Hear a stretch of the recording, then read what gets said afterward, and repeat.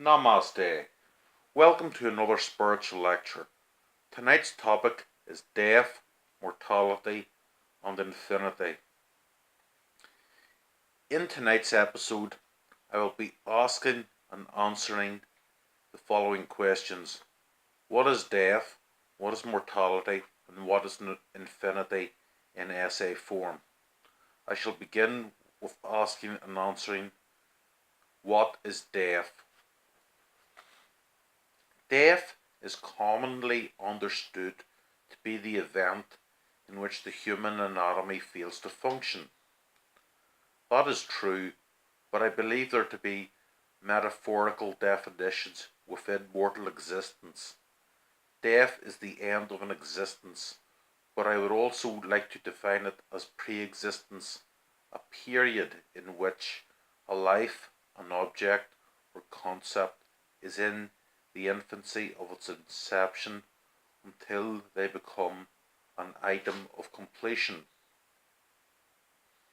Within nature, it's the isolated lands where existence is few, where in abundance is the beauty of fields and sea, and somewhere in the wilderness are sacred stones where worship and burials proceeded in a pre-Christian era, such as Dolmens, Newgrange, Stonehenge, etc., etc.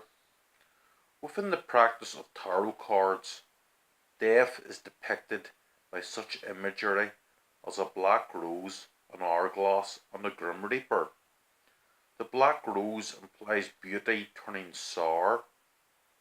The hourglass reminds the individual that time is precious but limited, so use wisely and live without regret.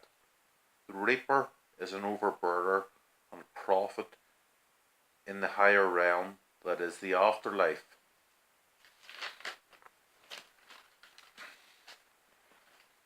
Within mortal life, death is an initiation of enlightenment, which comes through age and wisdom.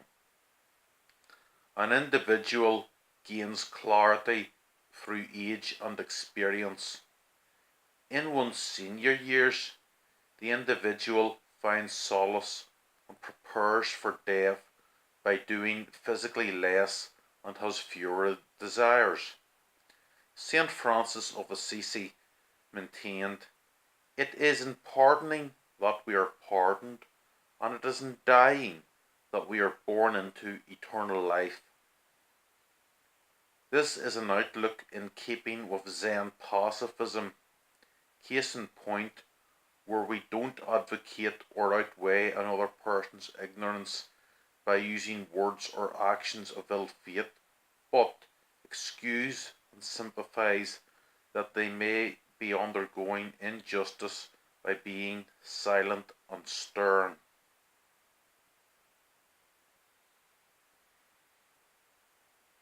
Silence is a discipline of self-improvement. It is an act of restraint.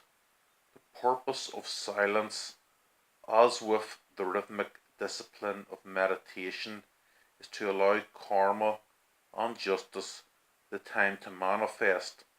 Suffering serves as a purpose. It counteracts for and against the motions of time. Both are acts of fate with the potential to heal. What is mortality? In a nutshell, mortality is a journey. It begins at birth. The journey that is life presents many obstacles such as disease, sexuality, choice of career, and being socially accepted. Mortality focuses on the present moment. To acknowledge death is the only thing guaranteed, and change is the only thing that is constant, can encourage one to think less and do more. The daily execution of eating and sleeping are rituals in which we undertake in order to remain able to function. past brings the individual to the present. Functioning in the present moment is a fusion of overcoming past victories and failures whilst being oblivious to the future. Religious paths, schools of initiation, divination, and meditative disciplines are offerings of mortality within mortality, opportunities to explore the self, the ego, the I am, and develop understanding of fair judgment.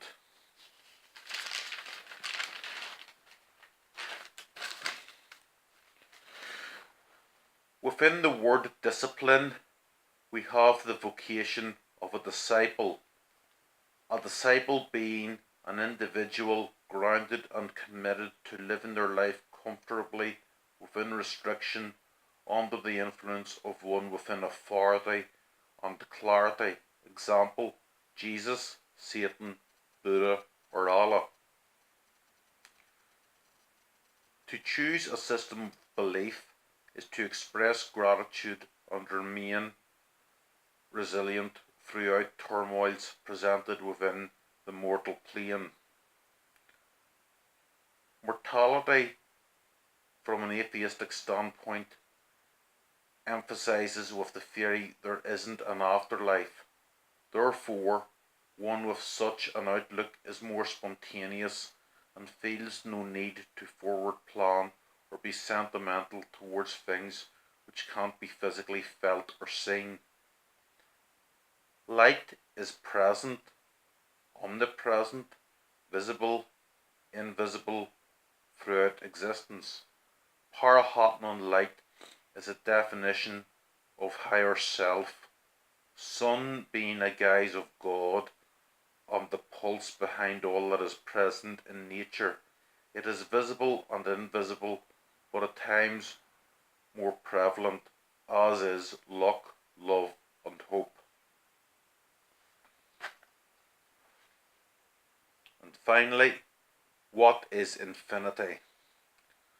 Within theosophy, we define infinity by such imagery as an Ouroboros and an Ankh.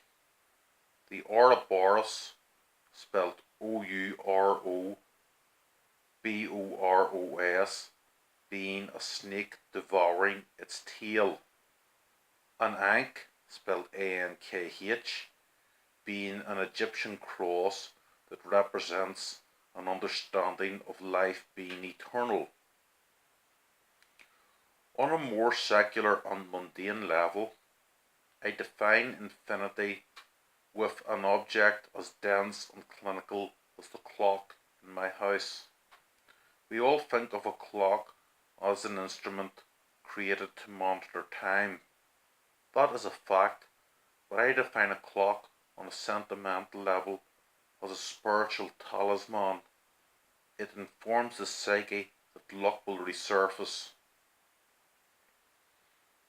I understand infinity to be existent as within space. Infinity is life and law beyond what we physically can feel and witness. It is an ideal beyond restriction. It's a goal we should all strive towards within our chosen path. It is a progression, a new era in life, evolving from death. A common colloquialism in rural Ireland is to describe a person dying as passing away.